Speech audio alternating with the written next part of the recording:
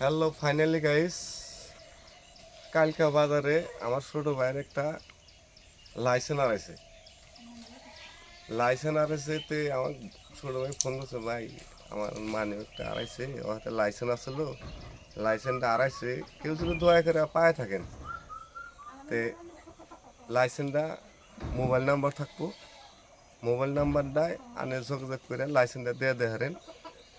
আরও বাইকটা শুনি ভাই, নাম মোবাইল নাম্বার কত কি জানি আপনার?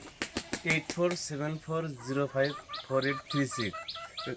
যাই হোক, আমার ছোট ভাইটান দুই চার কথা জানেন, লাইসেন্সটা আড়াইছে, তার কি আবৃত্ত আছে? লাইসেন্স যদি পয়সা থাকে, যদি পয়সার আবৃত্ত আছে না লাইসেন্সের আবৃত্ত আছে, এই কথাটা জানেন।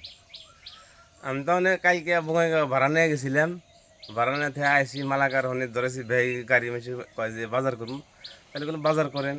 তাদের আর পাশে আমি বাজার করলাম, চাল কিনলাম, বিরিয়ানি চাল কিনলাম, তো আলু মোচ কিনলাম।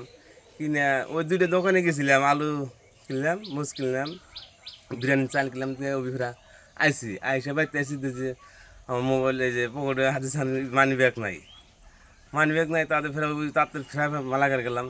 ওই যে আলু পিস মানে কইলাম, চালের দোকানদার কইলাম, কয় না তো পাই নাই তো। তাদের এখানেই আমার কথা, কে যদি পা থাকেন হ্যাঁ, লাইসেন্সটা দিয়ে না, এখন পয়সা এখন বাদ।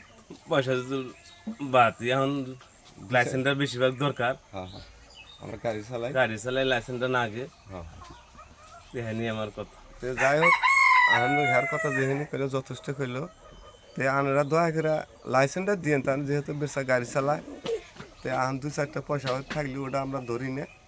লাইসেন্সটা এই মোবাইল নাম্বারে আপনারা ফোনে ফোনে যোগাযোগ করা হারেন। না হইলে আমি মালাকা বাজার সবসময় থাকি, আমার হাতে যোগাযোগ করি, তাও ইনশাল্লাহ পাবেন আর কি। তা আজকের মতো এই